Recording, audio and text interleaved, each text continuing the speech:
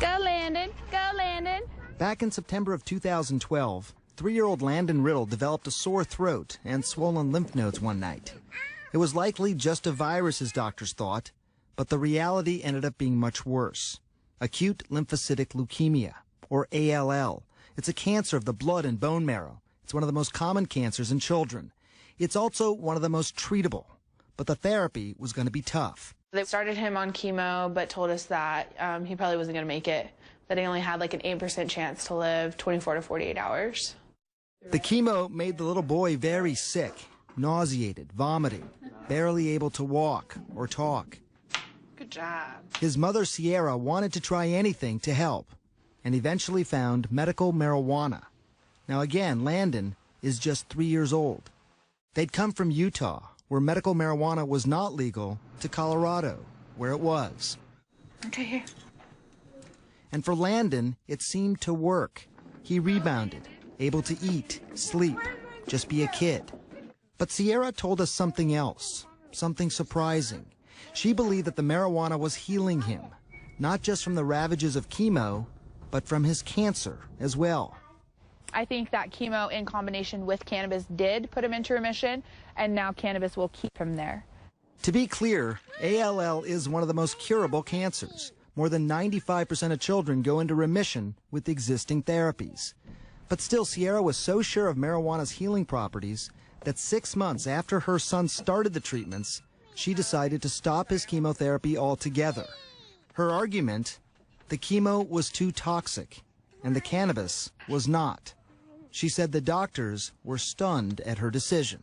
The options were to either, voluntarily agree to the chemo and steroid plan for the next 3 years, or to refuse it, in which they would take us to court and have it court-ordered anyways, and the possibility of them removing Landon from my care would come into play at that point. How's it going, Landon? So Riddle found a lawyer willing to take on the case. Attorney Warren Edson. It didn't appear she was doing anything wrong other than just being a mom and trying to do what's in the best interest of her kid. In an effort to avoid a court battle, Riddle, her mother Wendy, and Edson met with Landon's doctors and Child Protective Services. They said they were willing to work with us. They said they were willing to alter the chemo plan, and they're not. They did not do that at all. And that's not surprising. While many mainstream doctors do support the use of cannabis to offset the side effects of chemotherapy, as things stand now, no doctor would recommend cannabis instead of chemo, myself included. But there is a growing body of promising research. Dr. Julie Holland is the editor of the Pot Book. It turns out it actually fights the cancer itself. You're a doc, you've studied this, you've talked to the researchers. You're Right. saying marijuana can kill cancer cells. I'm saying that, and there are many other researchers who are saying that too. We've got lung samples from our treated mice. Like San Francisco researchers Pierre Desprez and Sean McAllister, who say they've seen firsthand what the cannabis compound cannabidiol, or CBD, can do.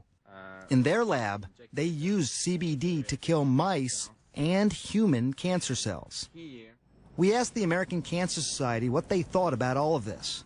And in a statement to CNN, they said, there is no available scientific evidence from controlled studies in humans that cannabinoids can cure or treat cancer. Even Landon's doctor, who prescribed his marijuana and is a firm believer in medical cannabis, is cautious about this. Sierra has decided to stop the chemotherapy for Landon. I mean, as a doctor, and as a doctor who's seen his progress, is that something you would be on board with, that you recommend? As a physician, again, I'm not sure that I could recommend that to a parent, to say, I can't say to them, I know that the CBD is a treatment that can work and you don't need the chemotherapy. For the time being, Sierra Riddle is afraid of losing her son, so she is allowing chemotherapy once a month. She's also still trying to find an oncologist willing to take Landon off the chemo. So far, she's had no luck.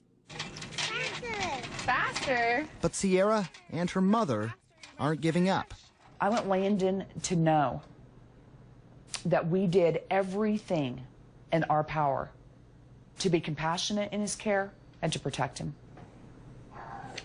I want him to know that we were willing to go to bat. He's a 3-year-old child. We did reach out to Children's Hospital a number of times, and so far they've declined to discuss Landon's care. And meanwhile, Riddle says she and his doctors they're still at odds over his treatment, but they point out it's been 9 months since he's had significant chemotherapy treatments, and he remains cancer-free.